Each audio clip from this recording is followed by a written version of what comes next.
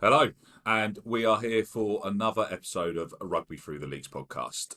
As this episode was pre-planned for a little while, we've managed to finally get Simon Middleton on, ex-England women's manager, a legend within the game, and it's been an absolute honour to finally get him on. I managed to message him pretty much a good 6 months or so ago, and then we've finally managed to get it on. So, Simon, thank you for joining us. For those that aren't aware who you are, can we get a bit of a run through of your rugby career and where you've been, what you've done, and Yeah, how where long we we are? got? Uh, Yeah, First of all, thanks for having me on. Always great to chat about rugby. Love yeah, we do. We love chatting rugby. So I'm a bit of a cross coder. Started out in rugby union, just playing junior level. Then I went and played at Castleford Rugby League. I had about 6 years, 7 years at Castleford.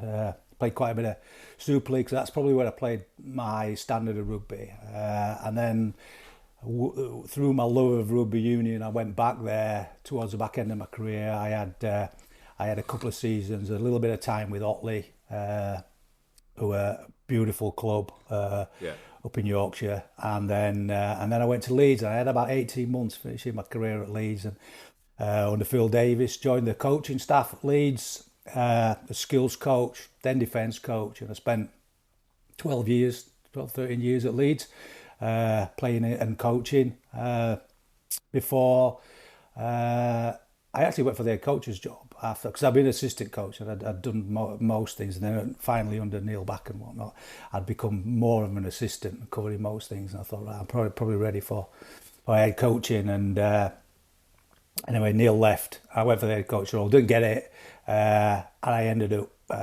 out of work for the first time ever, because all through my playing and coaching career, right up to around sort of when Stu Lancaster was head coach, I had a full time job as well, so I was quite busy, and then I yeah, was very much not busy, and I didn't have any work, and I had two very young kids, and a wife and a mortgage, and I went to work at college, a director of rugby at a college in Hull, and I had 2 years there working with young people between 16 and generally between 16 and 21, and it was the hardest job I've ever had for lots of reasons, but it was almost the best job I ever had as well. It was like yeah. I the can stuff I imagine.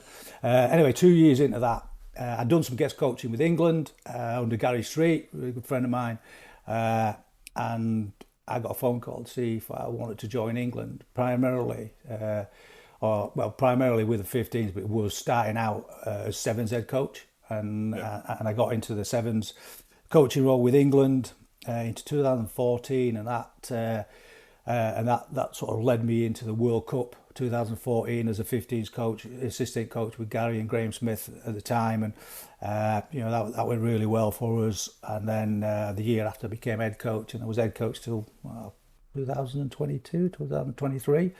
yeah. Yeah, so that was in a nutshell. That's been my playing and coaching career.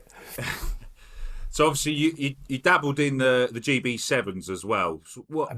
did. How did that sort of fall? Did nobody else put their hand up, or did you kind of think, actually, I fancy having a go? Or So I think I were in the driving seat simply because England were a full time program on the World Series, and England were yeah, were chosen to qualify GB. Uh, so once the World Cup, the 15s World Cup was over, I went back into the sevens, did the World Series, and then the Rio Olympics was obviously being the sevens had just been accepted in there, and the men's and women's sort of interviews were done, and I applied off the back of working with England, and and I got the role, and that's how I ended up in Rio.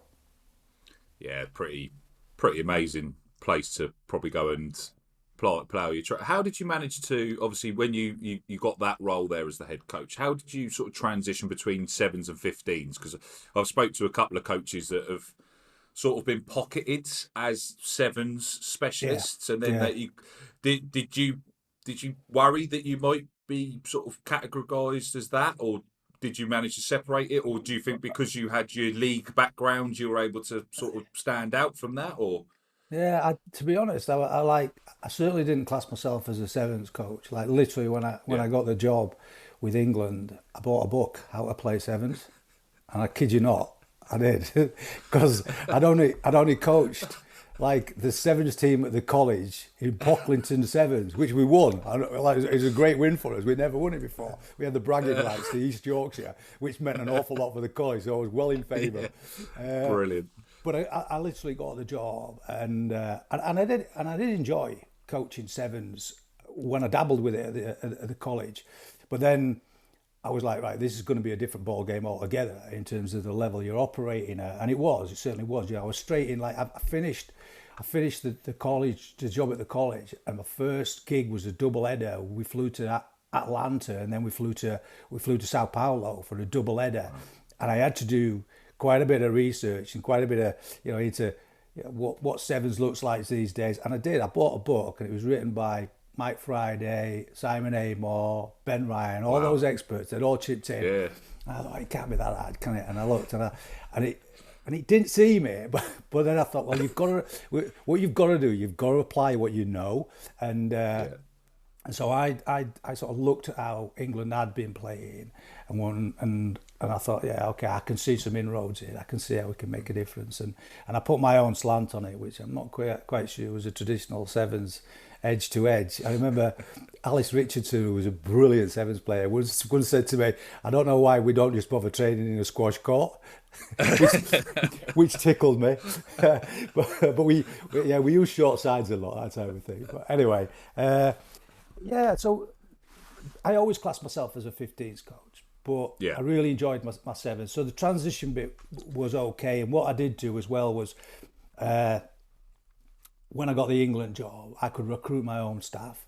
And I recruited Matt Ferguson in to do the forwards and Scott Beeman in to do the backs. So, and Scotty took the lead coach role on when I wasn't there. So although I dipped in and out of the programmes, I was very much sevens focused all the way through to the end of Rio, and I would just go in and support the program from an observational point of view, and and we would, as a coaching group, we would kick ideas off. But I was really keen to let Scotty lead it with Matt in there. They were fantastic coaches, and we had a good staff as well, and so I didn't have to. There wasn't a massive amount of switching between sevens and 15s. There was one year where it did get pretty tricky, a bit busy. But off the back of that, I thought we sort of realised then as well, we need two roles.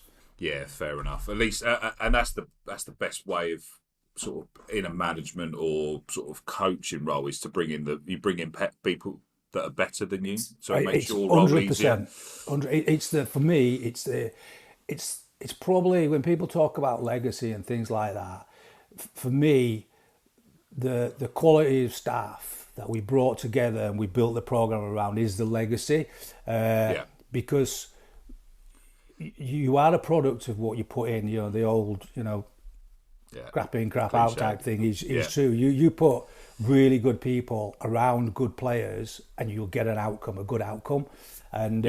And that's been very much my philosophy on sort of leadership and management. Is very much about getting the right people in the room, and that's what we did with England, and we never really looked back. Right.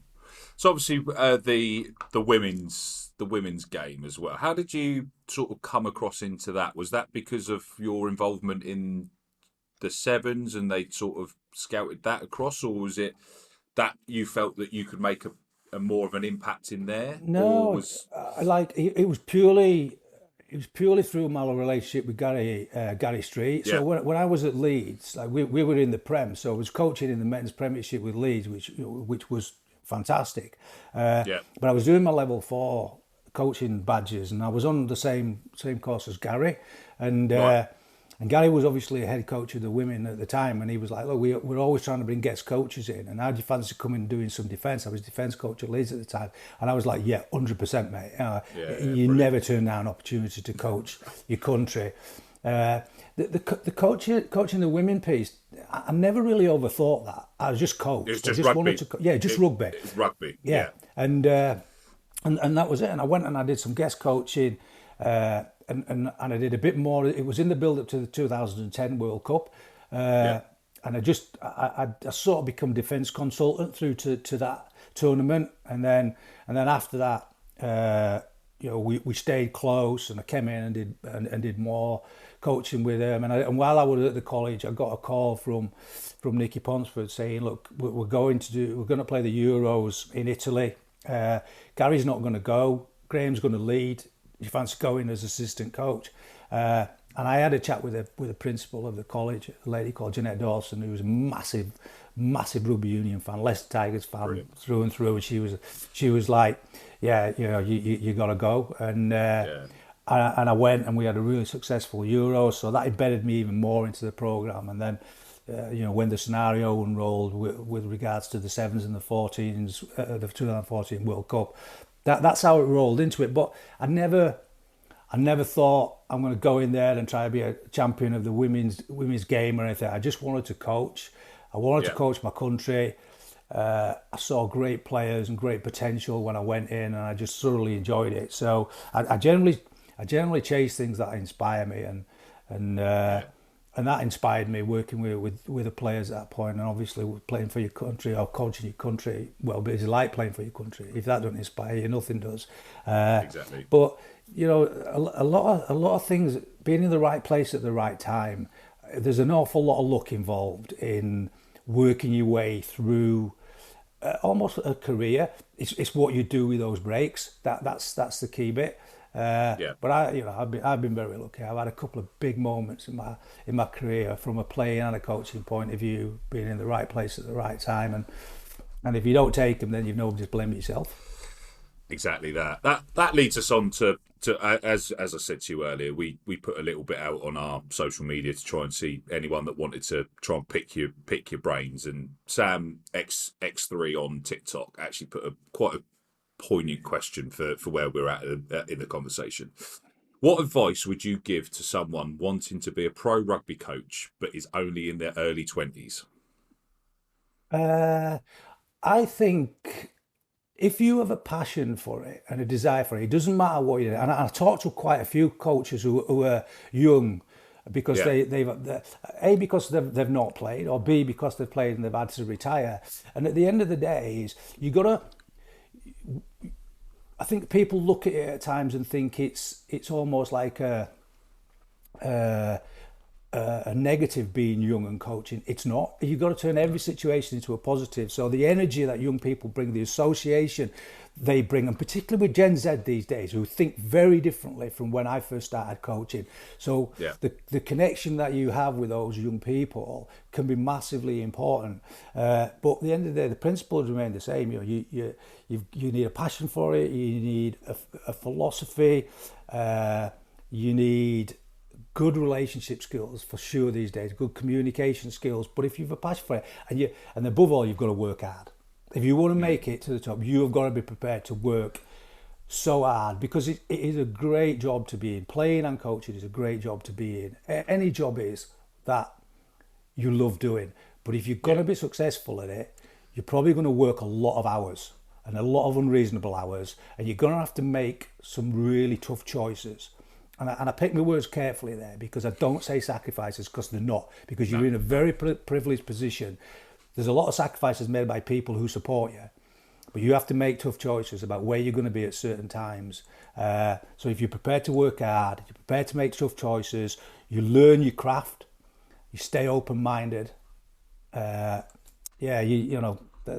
pretty much basic principles of being successful in any business. Yeah, exactly. And as you say, if you find a job that you love, you'd never work a day in your life, effectively. Exactly.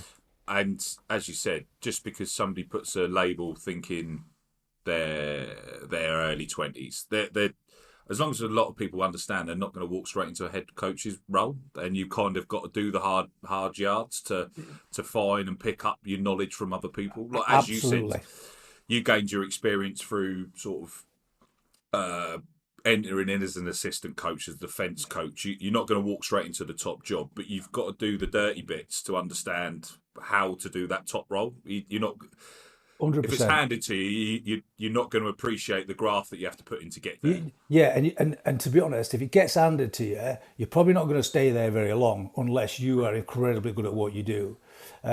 Because again, I've had a lot of luck in the way things have rolled out for me. So through playing at Leeds in a team and in in a sport that was just starting to really feel its way in rugby union, in professionalism. Rugby union had put a big emphasis on rugby league expertise when it shifted professional. Defence coaches, players, etc., etc. It was a complete flip of what had been happening previously. And I was, again, probably right time, right place.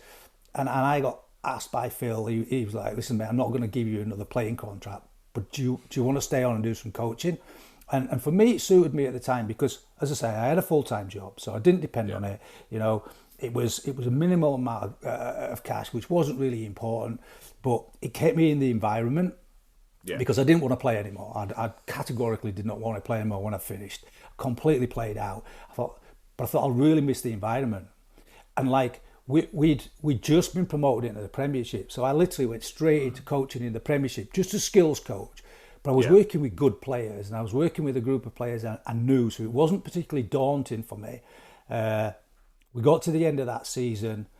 We did a review. We finished bottom, but didn't get relegated because Rotherham couldn't come up because they didn't fulfil the criteria. So we got another lucky break.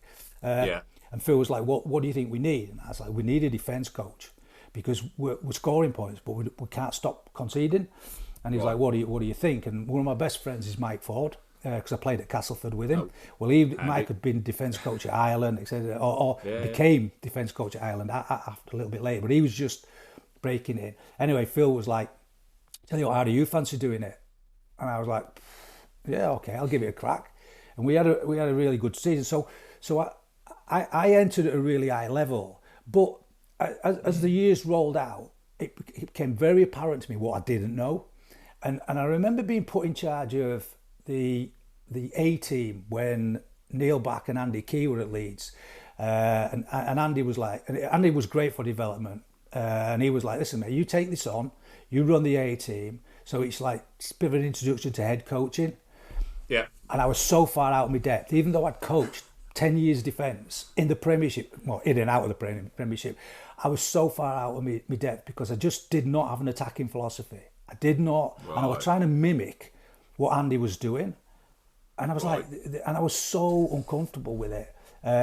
So I took a job on coaching my local team, and then when it didn't work out at Leeds, I went to the college and I coached there. And between coaching Pontefract Rugby Union Club, which is where I live, and coaching the college side, I actually learned about attacking rugby and head coaching. So I learned it at grassroots level. I didn't learn it at the top how to become an head coach. No, that's that, and I think that epitomises grassroots rugby as well. That a lot of people are able to transition between the two. You could have a job at a top level when there is obviously that demand, but there's so many grassroots rugby clubs that are willing to take on people just to help develop them and develop the club.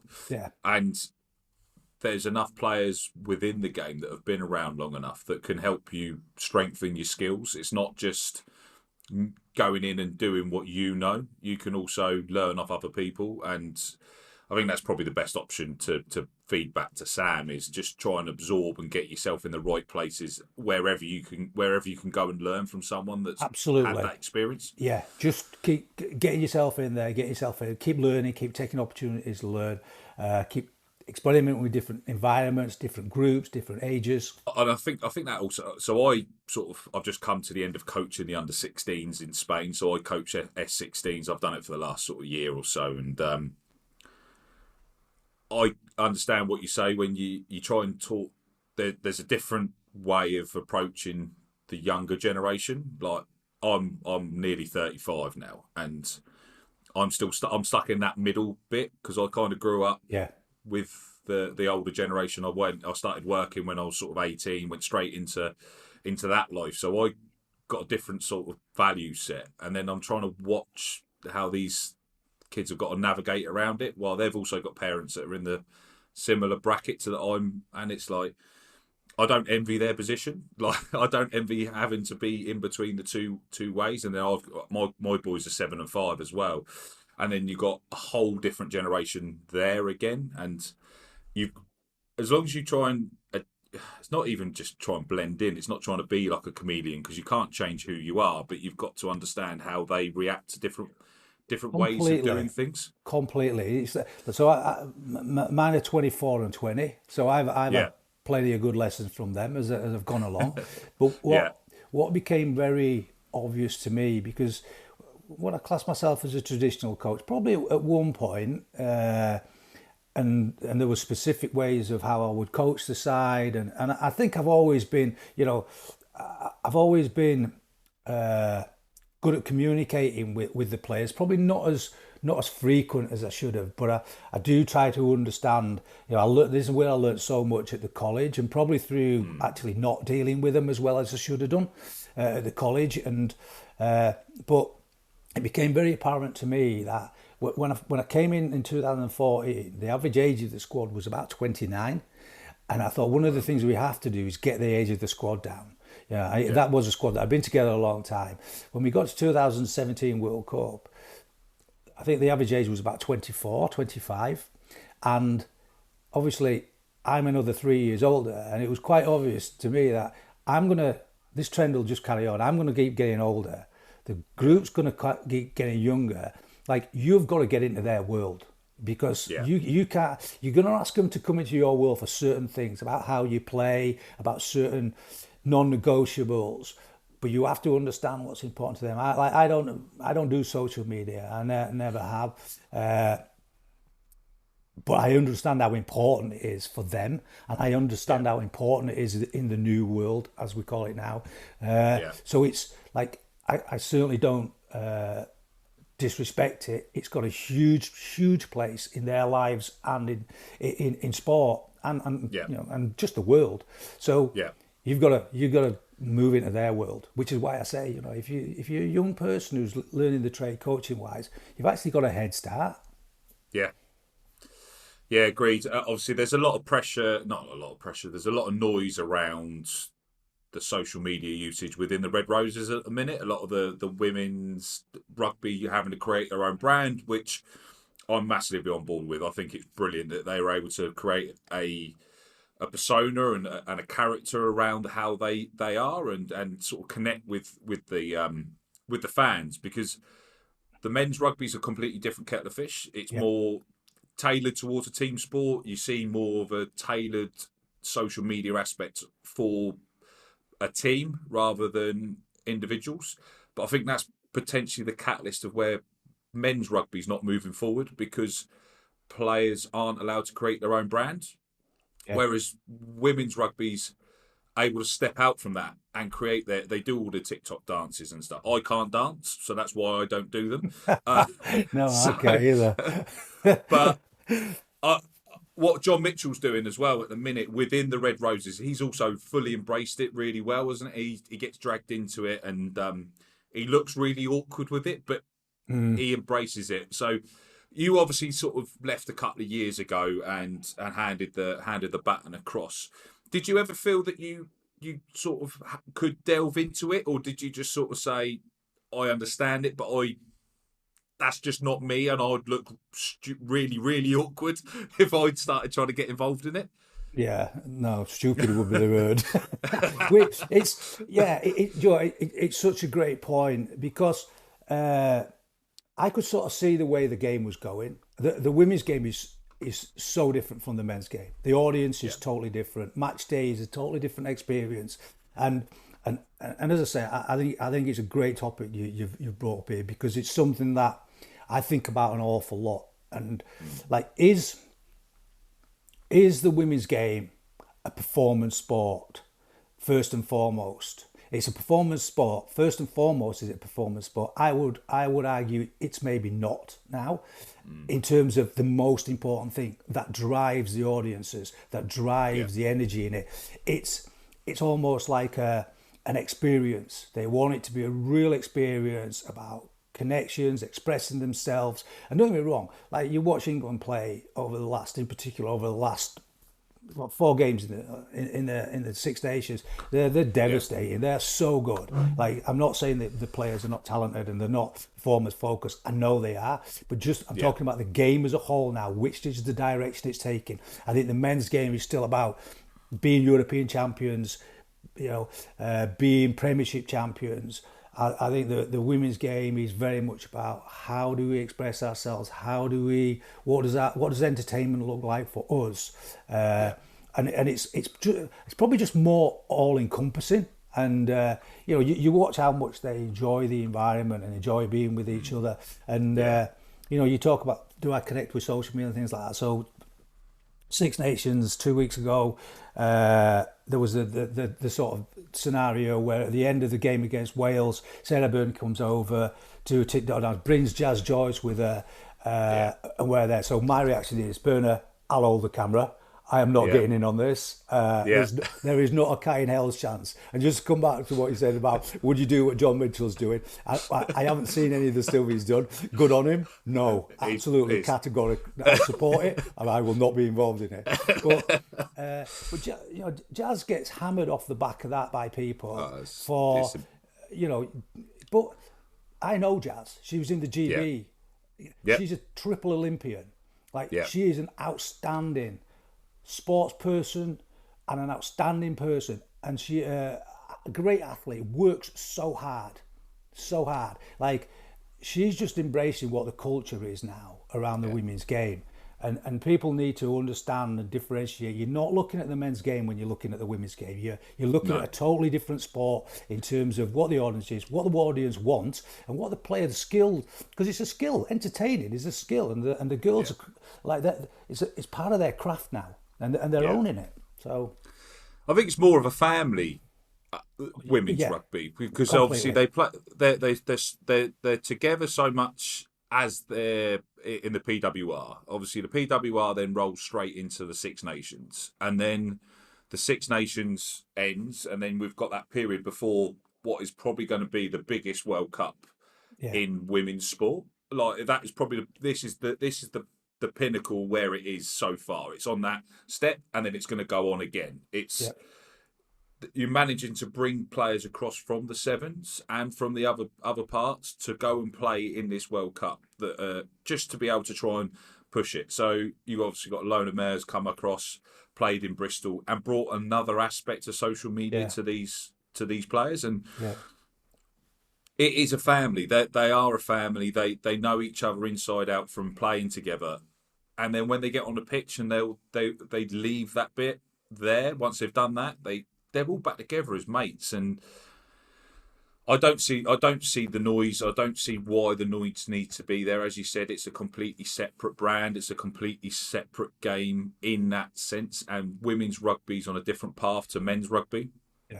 And it becomes it's a bit more NFL like, isn't it? Because you literally want to encompass everyone. Everyone does a fan day. They do everything. Everyone is together, whether you're wearing an England shirt, Wales shirt. There's always going to be that rivalry. But in the women's game, it's not as sort of hostile. Not the rugby game, but no, I think you're right. You're completely right. It's not. It's a real party atmosphere. It doesn't. The fans, the Wales, Scotland, Ireland, they've copped a bit of a beating from England over there. The fans staying there. The fans still want to see their players at the end. They still want to have selfies. They still want to have autographs. They still want to pat them on the back and tell them how great they are. And you got to. How can you not embrace that? Because these players are under massive pressure.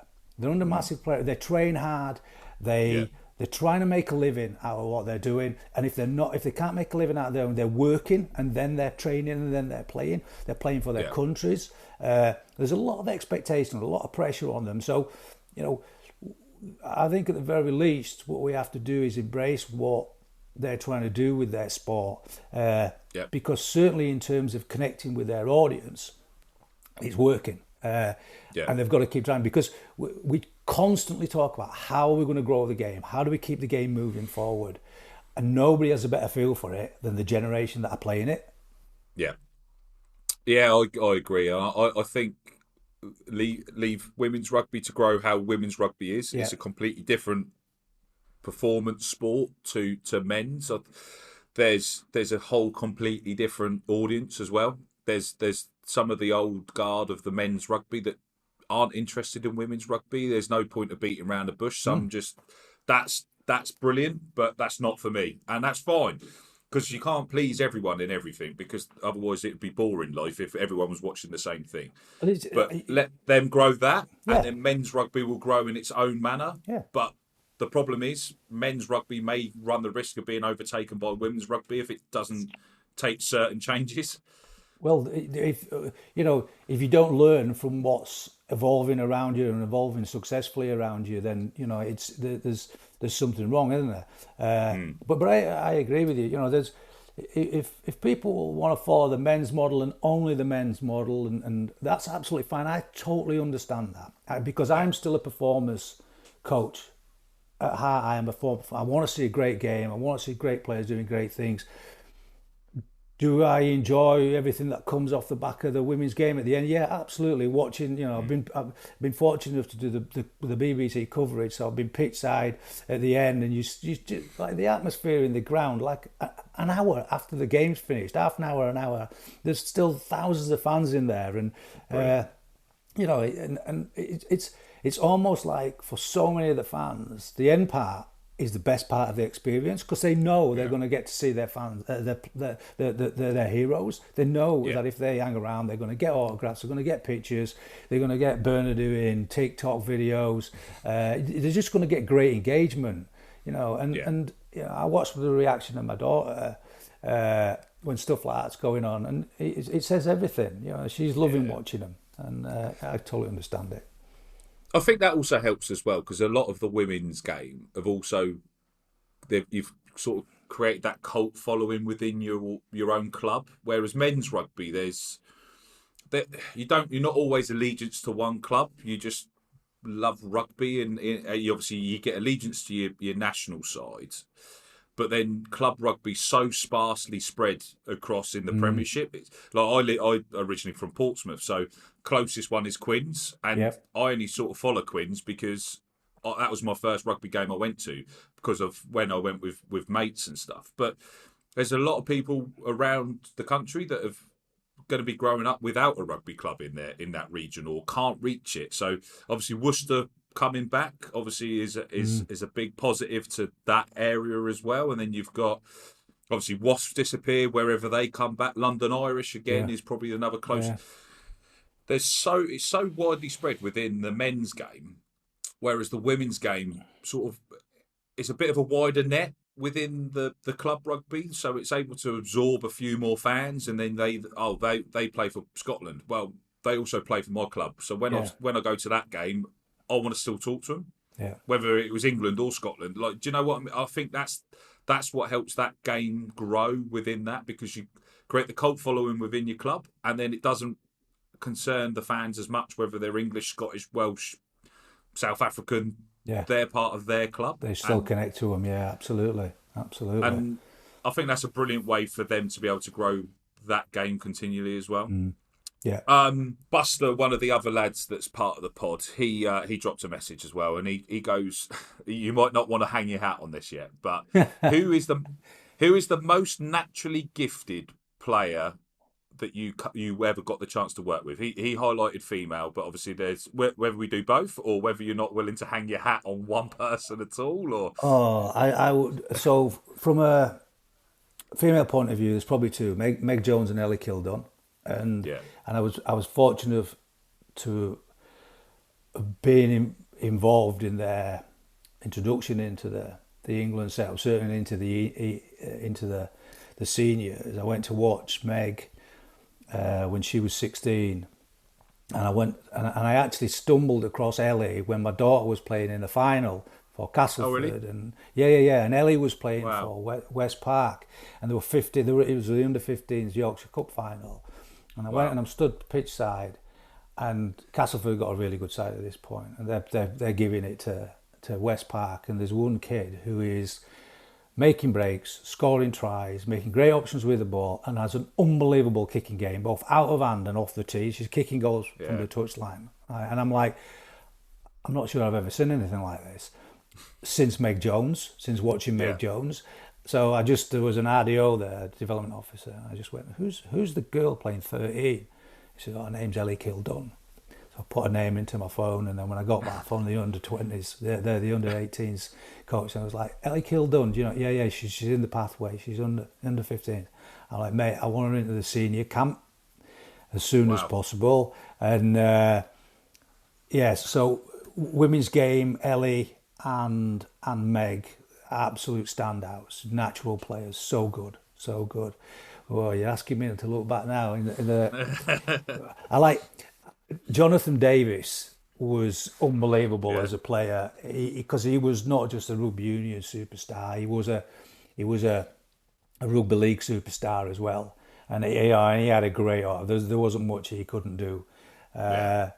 So he was one that jumps out at me as being, someone who could do everything. There were so many good players around that. I mean, like your Jason Robinsons, your Martin Fires, but they had specific traits. But as an all-round great rugby player, Jonathan Davis was brilliant. So I'm going to throw an extra curveball on that then. Who's the most naturally gifted coach you've ever come across? Darryl Powell, yourself, obviously. Darryl Powell. Really? Yeah. Just was able to just bring everyone together, do everything that was... He came out of rugby league, so he brought the golden generation through at Leeds. So Rob Burrow, bless him, Kev Sinfield, Danny Maguire, all that generation that came through Daz's academy at Leeds. Yeah. And things didn't, for whatever reason, things didn't work out for him at Leeds, and he had an option to leave or an option to come in to do some work with rugby union with us, and Phil was always a visionary, and he was like, come in and work with us, Daz, and Powley came in, and within never played rugby union, and within a year he'd sort of taken on the head coaching role, and we absolutely belted Cardiff 49-0, I think it was. We were a good side at the time in the Heineken Cup post stages, and it was purely off the back of the work Daz had done. And then he left and he went to Featherstone Rovers, and he turned. They were a championship side, but like they won the championship like 4 or 5 times. And then he went to Castleford, who are very dear to my heart. Really been struggling for a lot of years. Got him to the grand final, got him to Wembley, won the minor Premier. The one place it didn't work out for him was obviously Warrington. Now he's at Wakefield doing the sort of stuff that he did at Cass, and watching him work, the detail that he worked with on the basis, but also his relationship with players, I think it's because he could see the game so clearly, just understands rugby.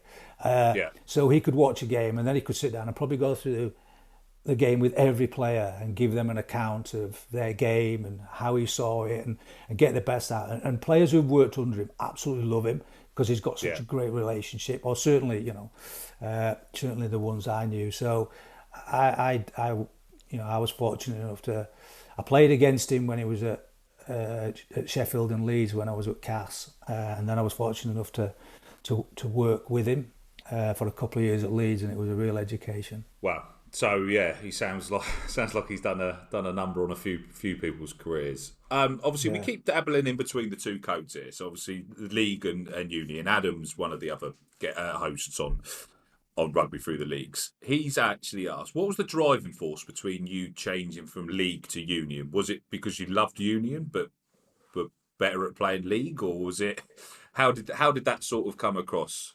So again, like.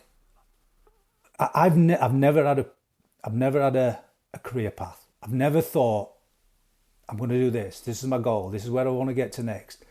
I've always had an inner belief that something was going to happen. I was going to do something a bit different from what I've been doing. But like everybody, left school at 16, went straight into a factory, worked in the factory. I played at Nottingley, my local club.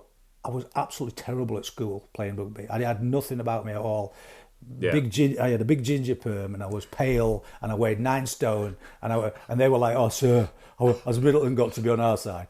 Yeah, I'll put him on the wing. Okay, put him on the wing. I had no pace about me or anything. I had nothing going for me as a rugby player, and it was a really bad experience at school for me playing wise. But then I went to watch my brother play at Nottingley when I'd left school, and it was just the atmosphere around the club. Yeah, it was just gripped me. and I absolutely fell in love with it. And I went back in. Some of my mates from school, my better mates, were playing there, and I joined the academy, or the Colt side as it was there. And the first trip we had to go to Bridlington, and then on the way back, we stopped at a pub, and the coach who was there was like, "Come on, lads, here we go, we'll have a pint." And I was 17 years old. I'm thinking, this is unbelievable. Like, I'm like in a pub at 17, having a beer with my mates. This is life. Yeah. And I stayed at Nottingham. By the time I was 18, I was first team captain. Because Wow. I just what I actually discovered, I had unbelievable pace. Even though I say so myself, it's the only thing I had. But I had where it came from, I have no idea. But I had Yeah. pace, and I had unbelievable desire to be the best I could be. So I'm like, I will be the best trainer in this Yeah. club. Brilliant. And everywhere I've gone, I was like, I will be the best trainer. I love training in the gym. I love training on the field, because I knew without that, I was just another player. Yeah. And I played at Nottingham till I was around 24, and there was lots. It was really like 7, 8 divisions below. You know, it was just social rugby. But I Yeah. was going all right, and there was a lot of noise about, oh, you're going to go to one of the bigger clubs. So at the time, Wakefield were a big club, Sandal were a big club, your local teams for us like that. And there was a guy called Dave Scully who was a scrum half for Wakefield, and Castleford Rugby League had been chasing him for a long time, but he was a fireman, so he loved his fireman career and whatnot. And there was an invitational game where Castleford Rugby Union, who were just a junior side, had put some floodlights up, and they wanted to open these floodlights up with a game. Yorkshire had got to the final of a championship final, so they needed a warm-up game. So basically, they set this game up at Castleford, with Yorkshire versus an invitational side. So they brought in the guy who was in charge, put 4 or 5 of the Castleford players in, but then brought in a load of ringers who weren't playing for Yorkshire anymore because they needed a good hit out. And he just phoned me, he said, "Do you fancy having a run out at fullback?" I was like, "Yeah, absolutely." So I'm playing with a couple of Yorkshire lads who I've been watching for years. Dave Scully was one of them, scrum half. Brian Barley, who was a fantastic player, a couple of runs for England.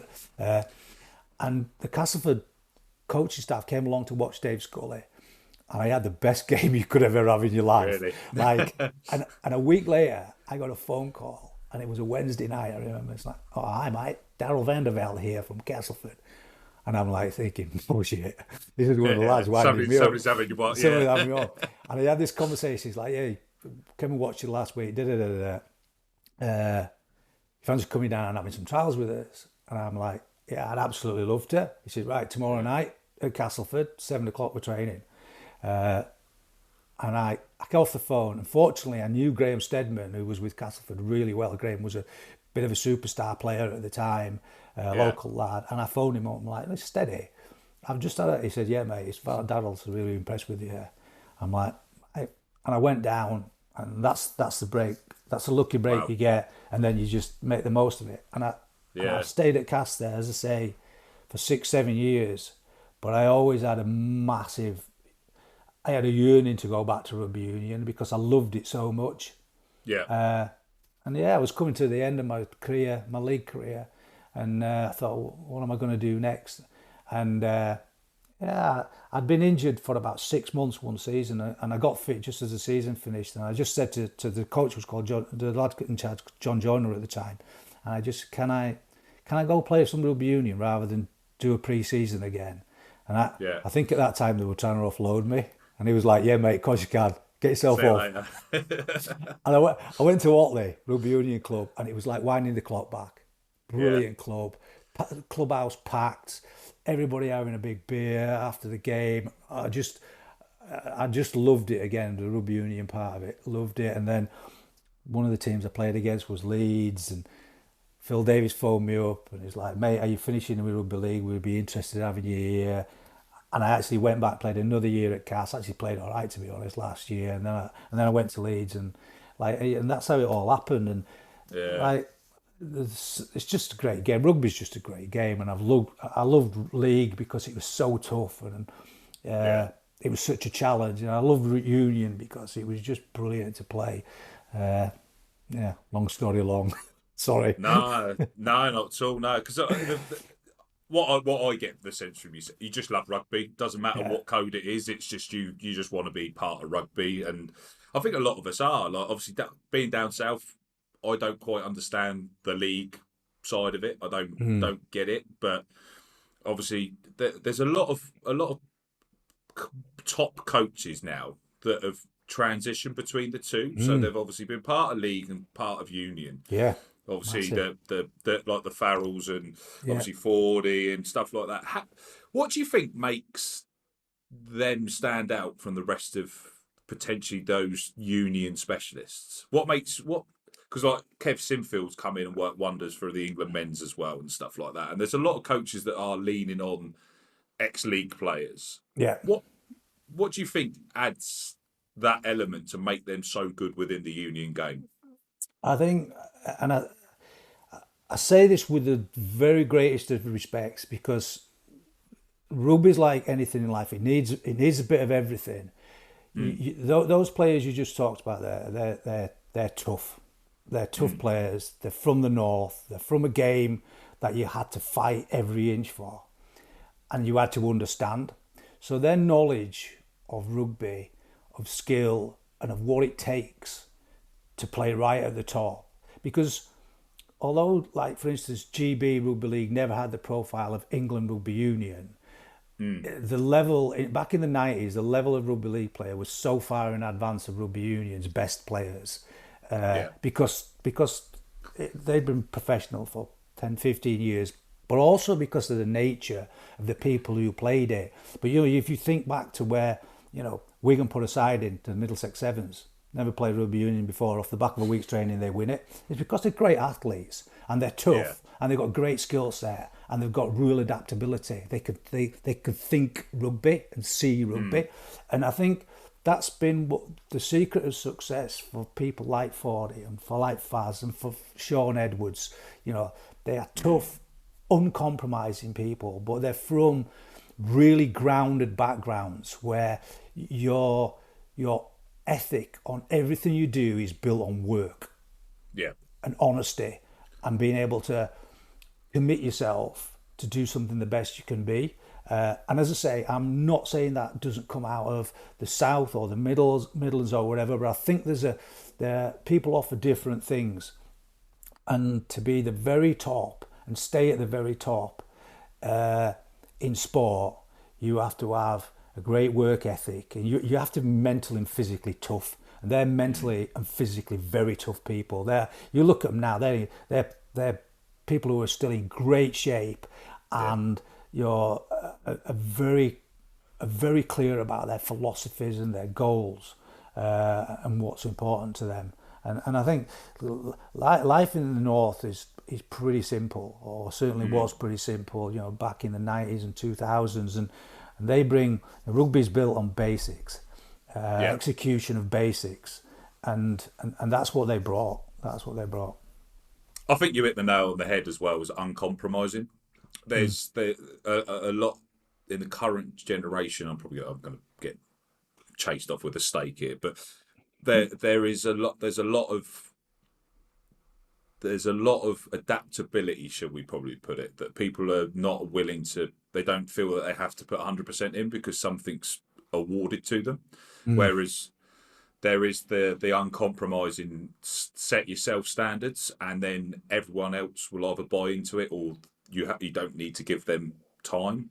In my opinion, that's how I feel. Like I set my own standards and come along with it, or if you don't want to buy into it, that's fine. But that's you.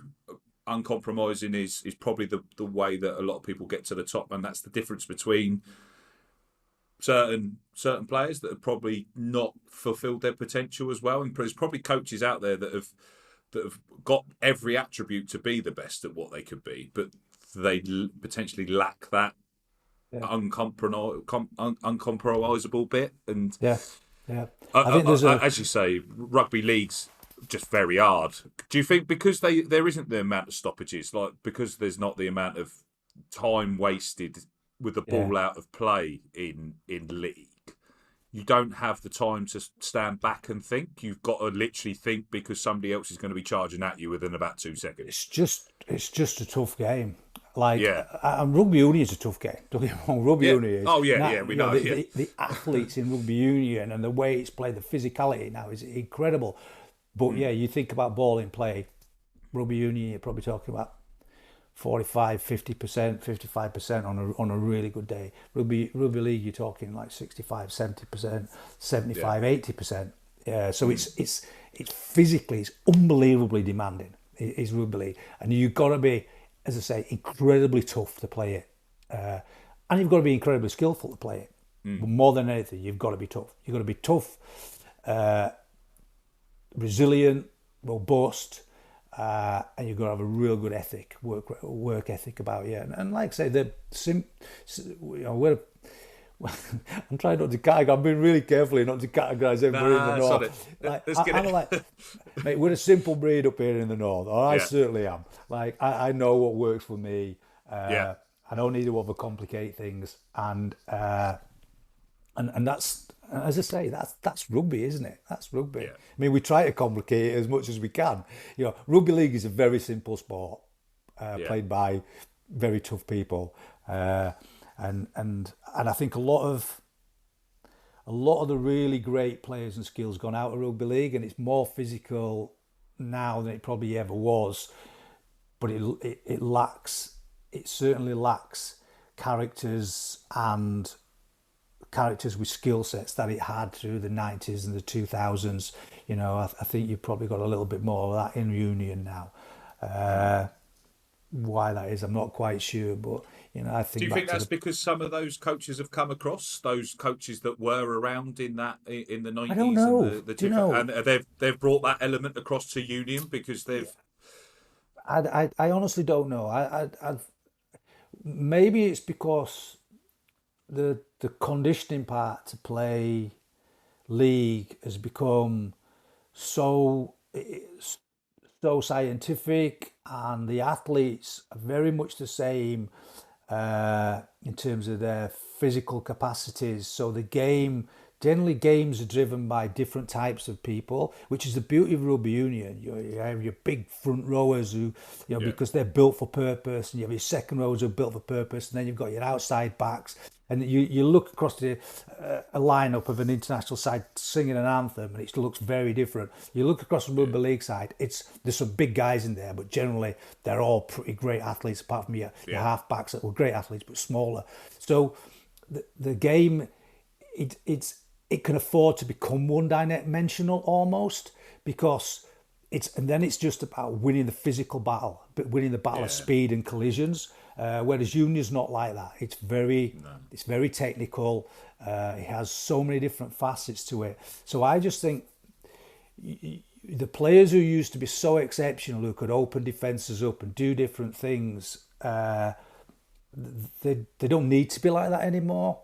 Maybe it's how it's coached. So it's players don't express themselves anymore in training, and don't practice the things that they would deliver on a match day. You know, my captain at Castleford was a guy called Lee Crooks, who was he was a prop forward, one of the most skillful players you can imagine. He had he would play through the line, and there'd be an offload there every time available. And he could kick goals, and he could kick out of hand, and. I'm not sure there's many front rows are doing that at the moment in rugby league. There's loads. It's all props to the best players around anyway. So. Well, they earn the most money for the right reasons. But that's what I love about England's team at the moment. England women's team. You look at their props; they're unbelievable. Sarah Byrne, Bottomman, Maud Muir. Kelsey Clifford's just come on the scene, and really, they're so skillful and so powerful. Somebody was saying the other day, like, if you looked back a couple of years and you saw Sarah Byrne's name on the subs bench, people would be having a heart attack. And now we've got players that are obviously of that level and above, and then you've also got Sarah Byrne that can come on and just turn a game, and it's a true testament to how that. The players have developed as well, and obviously they've got idols to aspire to, and they want to put themselves above that, which is really good. Obviously, while we're here, I think we're probably going to have to talk about that World Cup final, obviously in 2022. Yeah. How did, obviously, everyone watching probably thought it was a done deal. How did it all feel when you're in the game? Did you think it's always at jeopardy, like every game is until the whistle's blown? Yeah, we But we when we went out there, the press were like, it's a foregone conclusion, isn't it? It's yours to lose. yeah, I think. I said, well, it's not ours to lose because actually New Zealand are the champions at the moment. They've got it. yeah, So for a start, that's not correct. But yeah, we'd played the Black Ferns twice the year before. They'd just come out of COVID. We trained all the way through COVID. It was horrendous, but we trained all the way through COVID. We played them. We put 50 on them twice. Then they went to France and got 50 on them or 40 on them twice. But like, you looked at that and you're thinking that's probably the worst thing that could have happened, because what that instigated there. You knew for a fact that a year of being back together and they would be an outstanding side, let alone the fact that they then brought in Graham Henry and Wayne Smith and Mike Cron. They basically brought the New Zealand men's team, head coaches and coaching staff in from the World Cup. Brilliant move by them, to be honest. yeah, So we knew what was coming, and but every game in a World Cup is like it's everybody's World Cup. What you got to remember, it's everybody's World Cup. It's not just your World Cup. So you have to be ready, and we knew it was going to be tough, and we played Canada. I mean, to be fair, the two teams in the final probably shouldn't have been in the final. France missed a kick last minute of the game to put the Black Ferns out from in front of the sticks, basically. Canada kicked us around the field, and but for the best try I've ever seen scored on a rugby field, we probably would have been playing in the third, fourth playoff as well. We made it into the final, so we were like, we knew it was going to be tough, but the Canada game was actually the shot in the arm that we needed to take a little bit of pressure off us in a way going into the final. But nobody could have legislated for what happened, and what we had, we over the course of a couple of years, probably 3 years, we changed our training philosophy, and we become a really tough side physically on the field. We were really well conditioned. We were very physical, very robust. We hardly had any injuries, and then we went into the World Cup, and we lost Anna Bottomman in the pool stages. She was out of the tournament. We lost Eleanor Rowland in the semi-final against Canada. Leanne Riley, who was a starting scrum half, pulled out on the morning of the game. So we suddenly had these setbacks. Now we had a good enough squad. There was no doubt that we still had a good enough squad. But then Lids picks up the red card after 17 minutes or 40 minutes, whatever it was. But then about 5 minutes later, Zoe Orgroff went off with concussion, and that was the biggest moment. That was more impactful than the sending off, because that changed our super strength, that descaled our super strength, and not just because of the line out and what she brings, but because of what she brings around the field. So we knew at that point, and then they scored immediately off the penalty, and it's 14-7, and then it's like, right, do we leave the pack at 8, go for the jugular? Or do we take one player off and put an extra back on and try and negate their strengths, their super strength, which was unquestionably their backs? And we've been really positive-minded all the way through the tournament. I was like, right, let's just go for the jugular. Let's keep the pack together. And the thing was, the player who would have had to come off would have been Sarah Hunter. You don't take your captain off after 20 minutes of a World Cup final. It was bad enough I had to do it at half-time. But, Sarah brings so much, and especially her leadership. But when you're down to 14 and you're playing against a team who want to move the ball all over the field, you've got to get as much mobility on the field as possible. And and that wasn't Sarah's strength at that particular point. And I think she got done on the edge on one player, and that sort of convinced me. We've got to make a change at half time, but we stuck with the eight forward philosophy. And we matched them. And we took our moments, and it worked in terms of the tries we scored. We played to our strengths, we scored tries, and they played to their strengths and scored tries. And if anybody would have offered you that scenario with the last play of the game before we even kicked the ball, we would have taken it. Yeah. But big moment, and big pressure moment. Could there be a bigger pressure moment for any player in their life if you're the caller or you're the thrower in particular, let alone the lifters and everybody who goes into it? You know, that you get this right, we're world champions. You get it wrong, we're not world champions. And the whole world changes after that on what happens. And, you know, that's sport, innit? You know, they made their play and, you know, they went up at the front and we probably, you know, I think with Zoe on the field, we would have looked at different options. Yeah. But, hey ho. That's, as you say, that's what makes the difference probably between them this season as well. Do you think that's obviously a lot of it's playing into their setup, ready to make sure that they don't let the same thing happen on home turf? Yeah, that's what you do, don't you? You learn, you learn and adapt. And you know, we learned it in 2017. You know, when we lost the World Cup in 2017, there were 2 or 3 positions we were really short and we couldn't cover. Yeah. So we were like, we have to grow depth in certain areas, and second row was one. We had, you know, and people who could call the line out and stuff like that. But it's, you know, the women's game's moving at an unbelievable pace, but it still takes X amount of time to evolve athletes, evolve callers, evolve strategic players, things like that. And they've, you know, John Mitchell's talked about it all the way through the Six Nations. He wants effectively 2 sides. He wants to be able to play plan A, B, and C, and that's just learning from. You know, he's obviously looked at 2022 and gone, I can clearly see what we could have done better there to negate that or to make sure that doesn't happen again, and hopefully they do. Do you think? Go on, I'm gonna put you on the spot here. If COVID hadn't come and you played it in 2021, do you think the result would have been different? Yeah, I don't think we'd have even got to the final. Really? Yeah. So COVID actually probably worked better for you. It unquestionably worked better for us. Yeah. So what do you think was missing then if you played it in 2021? Because, and again, and I say this with the greatest of respect, because we had in 2021 we lost Luke Woodhouse, who was a strength and conditioner, and Richard Blaze, who was our forwards coach. Wasps came in and took him 6 months before the World Cup, if the World Cup had been played in 2021.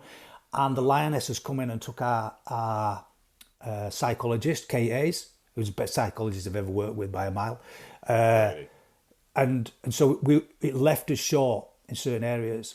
So we recruited another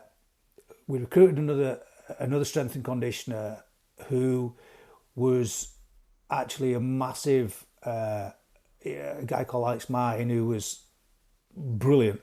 He come from Leicester Tigers, and he revolutionised how we trained. You know, I had an idea about stuff. I think, in fact, it might have been a little bit earlier than 6 months before, maybe 10 months before. And we were able to change what we did. So from that point of view, we probably benefited a little bit, but we couldn't replace Blasey like for like. There was no one available.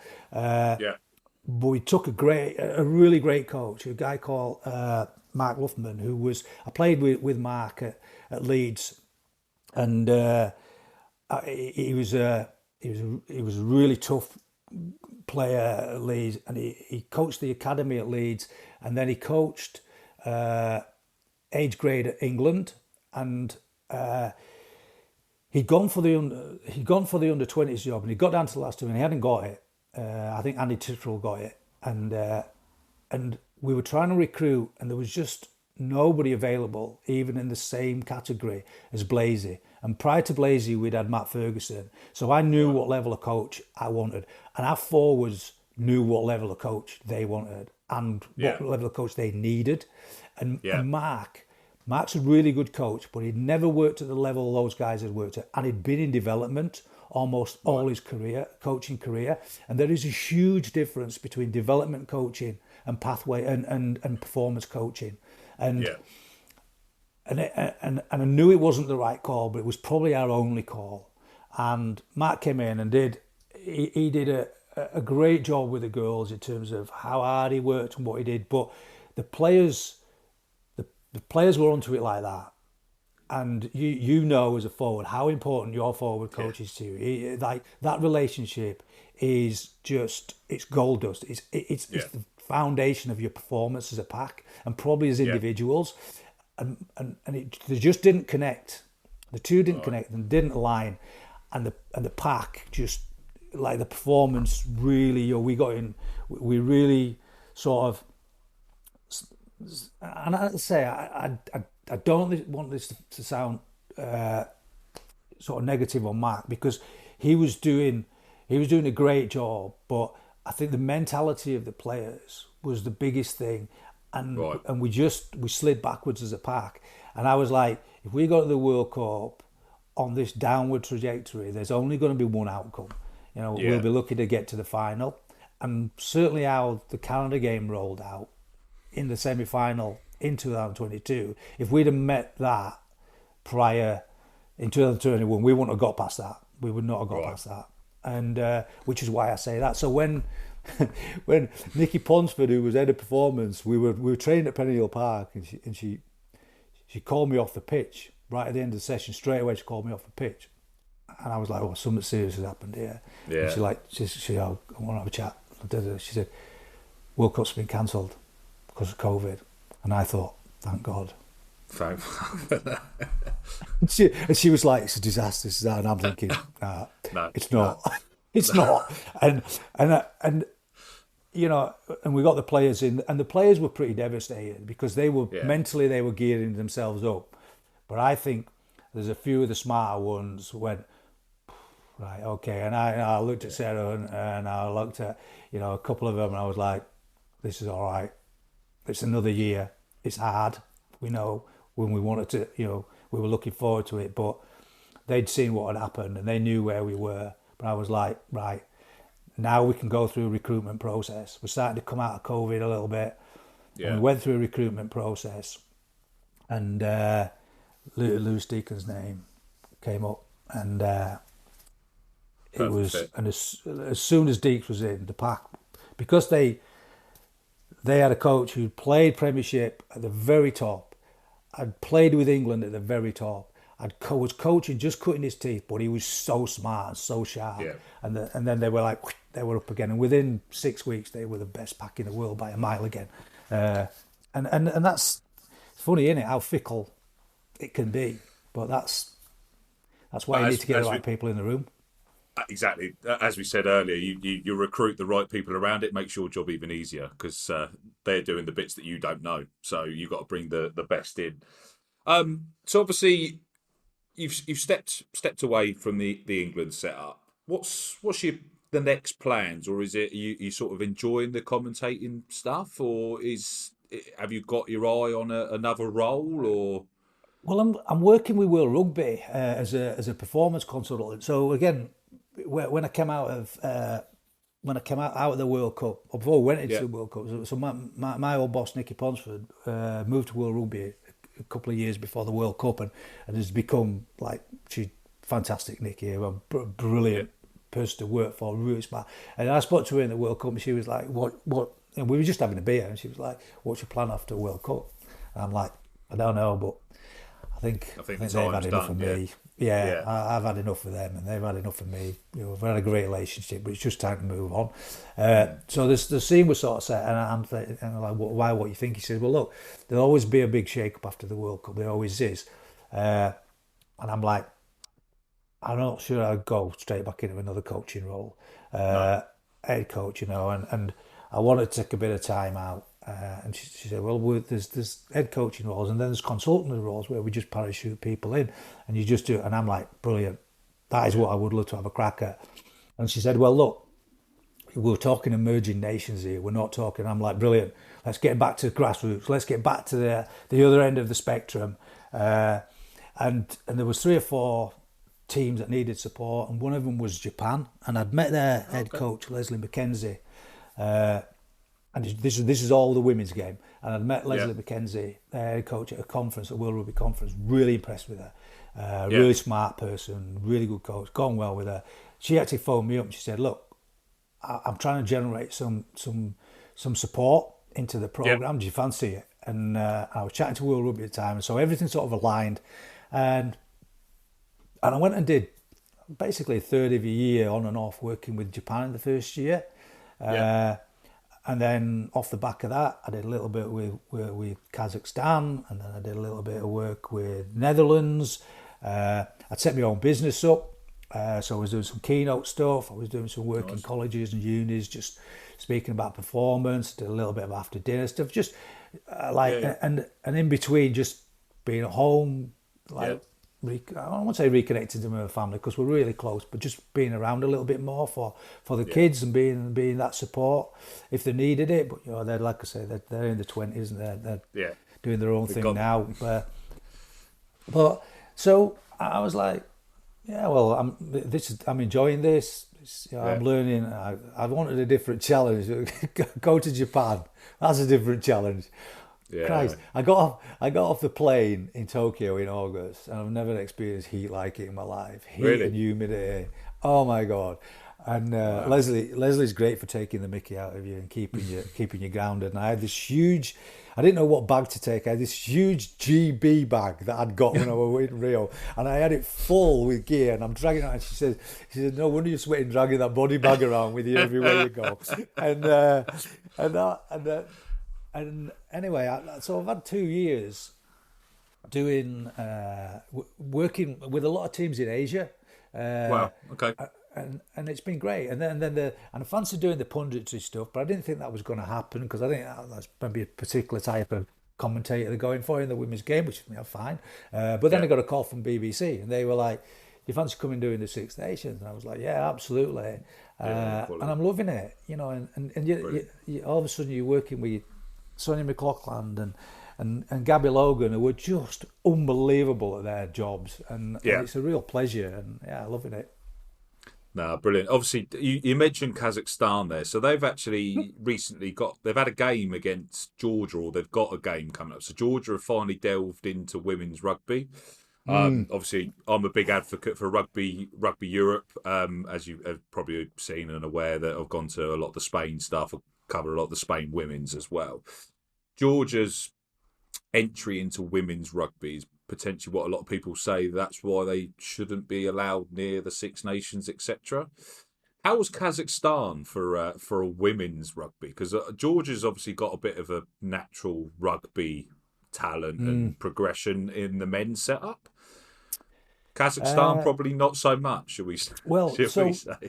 Going back probably 10 years, Kazakhstan were Asian champions on a regular basis in the women's game and were playing in the World Cup. I think things have declined for one reason or another. They've declined in Kazakhstan from a women's rugby point of view. I think also Japan have accelerated massively under Leslie. They are a good side. Who play Spain in the World Cup? They're in Spain's pool. Hong Kong are moving at a rapid rate of knots. Both programs have drawbacks in terms of the players, the pool of players, the size of players. So there's got to be specific things that you have to really focus on in those programs around athleticism, around technical excellence, things like that. But anyway, I digress a little bit. But when I went to the first gig I did with Japan was the Asian Championships in Kazakhstan, which was a fantastic place. What a great experience going to Kazakhstan. Yeah. Now, Kazakhstan were very physical, but they got beat very heavily by Japan. And they got beat by Hong Kong in a close game.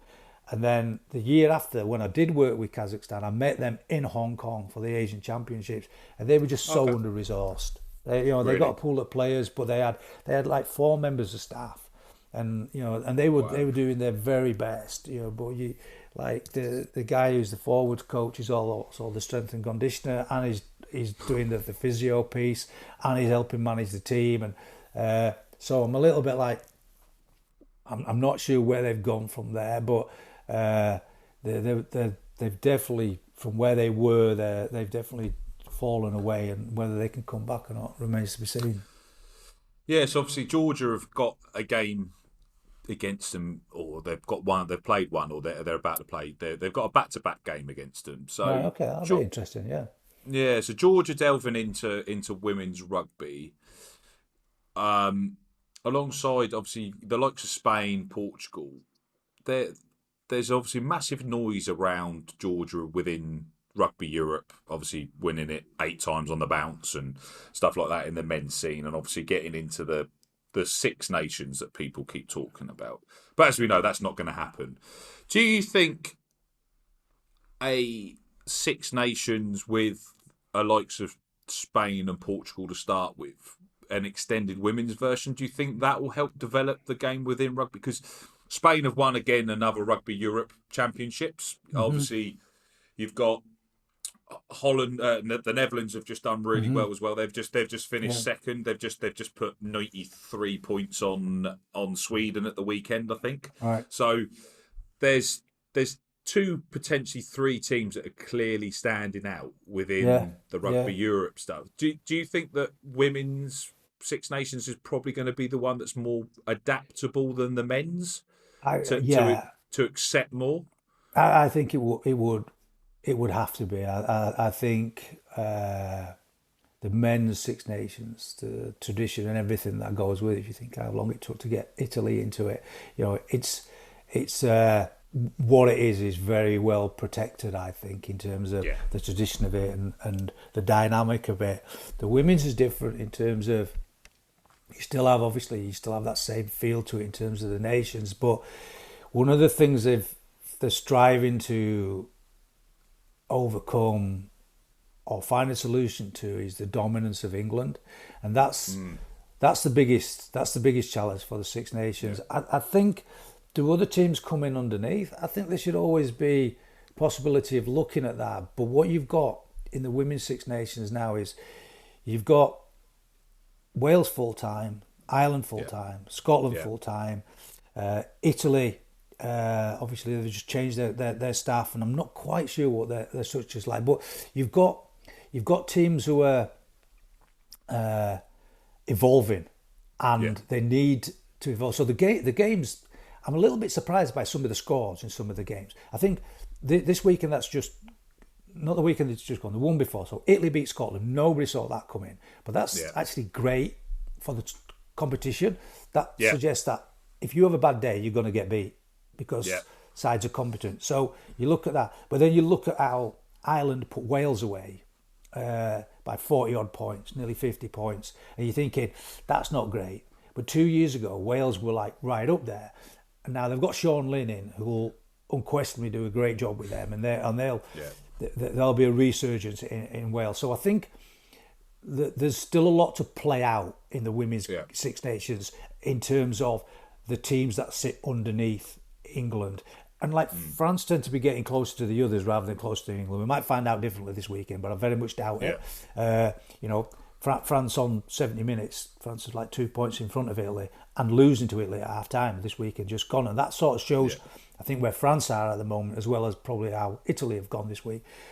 So I think before they look at bringing other teams in, they need to let this play out and see how competitive it's going to be. Because I think next year it'll be super competitive below England. The biggest problem they've got is it's a foregone conclusion before a ball's kicked, and that's not England's fault. England are setting the pace, and how they find a solution to that, I don't know. There's a few being thrown in. How long do you think that continues? How long do you think England's dominance continues before one of these other teams? It depends on how much the other teams put into it. Depends whether they take the same approach England took, which was to surround the players with the best coaches, the best staff they can, to give them the best resources they can give them, to build a league that supports it, and to really start developing a pathway that underpins everything. So, but that's not to say England have been just given everything they asked for. They haven't. This has been an evolution process over a 10-year period that has been well constructed. It's battled real challenges. So, as I say, the strides we made through COVID when everybody else parked up, but that took an unbelievable amount of effort to make that work. an unbelievable amount of resource to make it work, and an unbelievable amount of commitment from people. But what we did in COVID is now being reflected as part of what's happening with this England side. Why they're getting so much further away, because they continue to develop, and you see players coming through. Like, they kept the league running as much as they kept the international scene going, and like, it used to, the pecking order used to be England pathway, England under 20s, England seniors, and there was a national academy in the middle that sort of picked up players who weren't quite ready, or players that surfaced in the league. Now it is categorically pathway, under 20s, PWR, which is an absolute breeding ground for young players, which is doing exactly what Nicky Ponsford set it up to do, which is produce the players for England, and then your senior team. And you've just got this conveyor belt of players who are just starting to, and it's just starting. It's just starting. It's not even anywhere near the potential that it could be. So, I think that the biggest threat to England is the overall state of the game, not anybody in any opposition they're going to play. So, I know obviously there's probably not enough teams for these other countries to create their own league. Do you think sort of a women's URC would potentially work best for them to be able to develop and create that breeding ground, like you've just sort of stated about the PWR? Well, they've got they've got the Celtic leagues and stuff. They've got the Celtic leagues, They've got energy leagues or something in Ireland. So they've got that, but you've got to have the top level, haven't you? You've got to be able to play at the top level to create top level players. Yeah, well, I mean, there's ideas get kicked around. Do they put a Welsh team into the PWR? Do they put a Scottish team into the PWR? Or do they really put an emphasis on developing the Celtic leagues? So I think there's a few things that they're kicking around at the moment. The key bit is people are very much aware of it, and there's a lot of thought process going into it. How, obviously, because of the overall pool of players for each nation is not massive. So how do you develop your player pathway? How do you develop players from within? If they're spreading off everywhere and they go into the PWR, so maybe need to look at the PWR and go, okay, listen, so it's like 5 international players, or like say expand it, or bring a league in underneath it that has the years like the senior the A team league as such. But I think that they're kicking a lot of ideas around now that look at the moment, but ultimately the engagement and pathway stuff is going to be critical to every nation, because unless you're generating players to play, and unless you're developing those players in the right way, both physically, mentally, tactically, technically, then you're not going to have the quality of players who you want to bring into the league. So it's going to be a slow process. Whatever way they go about it, it's going to be a slow process. No one's going to overtake England within the next 5 years. I can't see it, but they can close the gap if they get the sort of ducks aligned. And it's the commercialisation piece in it. This all costs money. It's not. It can't be done. Yeah. It can't be done for free. And what Ireland obviously managed to do, where they've managed to get the centralised contract, Wales have done that. They must have taken lessons. Were you around when England gave the contracts out and then had to take them back? Was that under your sort of periods? Yeah. Contracts, Because obviously you had the centralised contracts, then they got withdrawn and then they got reissued and stuff. Were they withdrawn? I don't remember them being withdrawn. I think that the process was that when I first came in, the players would be contracted on a camp by camp and tournament by tournament basis, and then they introduced X amount of contracts. It was probably about 20. At this point, the sevens were all contracted full time, but they brought 15's contracts in, and then as they increased, and what they did is they tiered the contracts. So there would be an A, B, and a C contract.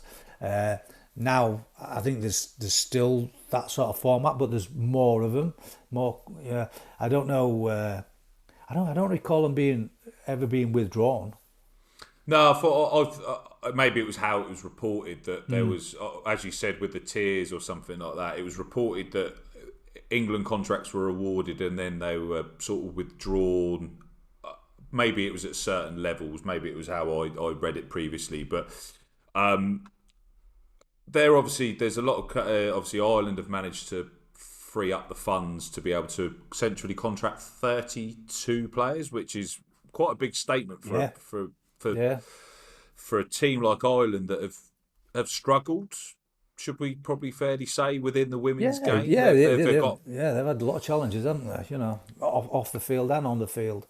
Exactly, and I think it's a true statement of how the game's moving forward as well within women's rugby, that even countries like Ireland have now got to sit up and say, actually, we've got to make this a proper centralised contract role. Otherwise, you're not going to get that development path for players. Yeah, absolutely. You know, and I think what you're seeing with Ireland is, you know, and I don't want to delve into the politics of the Irish women's game, but what was, or certainly from the outside appeared clear, was that at one point they put a huge emphasis on their sevens program, and actually they got really good returns on it.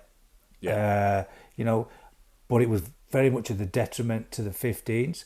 Now they've looked, and you know, I'm not sure what the sevens say. It looks like the sevens is probably paying a little bit of a price for readdressing the balance, but the 15s model, you know, if they've firmly pinned their colours to the 15s mast like England did, then you can see that in the contracts that they've awarded, the staff they've recruited, you know, and as I say, 4 years ago, Wales did it, and under Johan Cunningham they had 2 third-place finishers.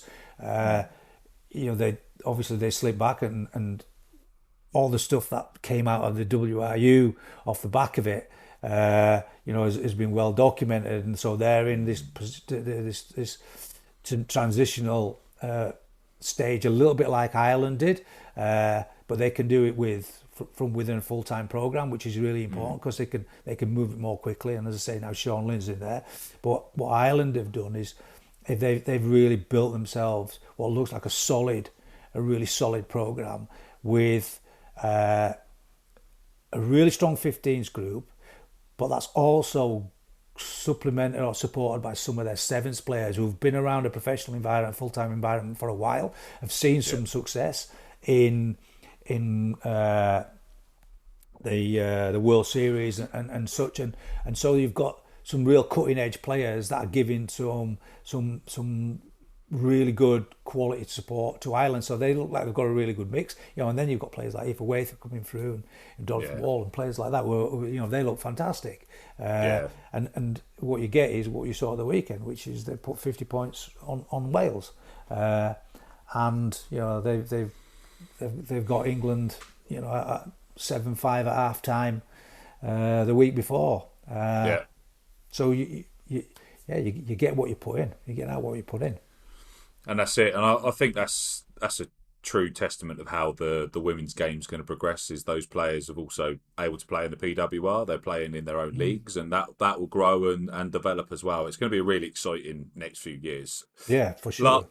One last one before we sort of say bye, because obviously I've kept you for a little while here now. My pleasure. Your opinion for the 2025 World Cup? Who's going to win it? I desperately want to say England. I do think England will win it. But if they didn't, it wouldn't surprise me, simply because the Black Ferns they'll show up. They know how to do a cycle. They know how to be ready for a World Cup. And Canada, if Canada continue to develop between now and the World Cup, because they should in WXV they should have beat England. They were the better side than England in that final game by a long way. But England are great at throwing big punches at the right time, and they did it right at the end. But Canada could have been 20 points up on England after 20 minutes, and Canada can match England for physicality. Their forwards are big, strong, and they keep going. They're great athletes. If they can add a little bit of finesse and a little bit of execution to their backline, then they always show up at the big tournaments to Canada. So you could see it'd be any one of three. If I had to pick one, I'd pick England because they just look unstoppable at this moment in time. And that you talked about earlier about bringing players like Sarah Byrne off the bench, their bench can have such an impact that I don't think any other team can even get close to that. And that could be the defining factor. What the finishers bring when they come off the bench. I think that was a similar luxury to what Eddie Jones had when he sort of inherited England as well. There was the finishers that were able to sort of take the team to that next level, and that strength of depth is a testament to how England have developed. But Simon, I just want to say thank you so much for your time, and I really appreciate. Obviously, you've jumped on Easter Monday to get this recorded. No, absolute pleasure, mate. Absolute pleasure. You got me out of going shopping.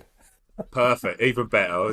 There's a double-edged sword. So, obviously, for everyone that wants to hear more, obviously from the likes of Simon, everyone else that we're able to try and get on in the future. Next week we've got Rugby Roots on. We're going back to old school grassroots rugby, talking about the RFU's attempt to confuse everyone up until the last minute on who was getting promoted, who wasn't getting relegated, etc., etc. So next week we've got Rugby Roots on. Make sure you like, subscribe, share, comment on every sort of platform we've got, and obviously share the love in the comments for what Simon's done for his Easter Monday of getting out shopping and coming to chat with us. So thank you for everyone that's joined us. Thank you. Goodbye.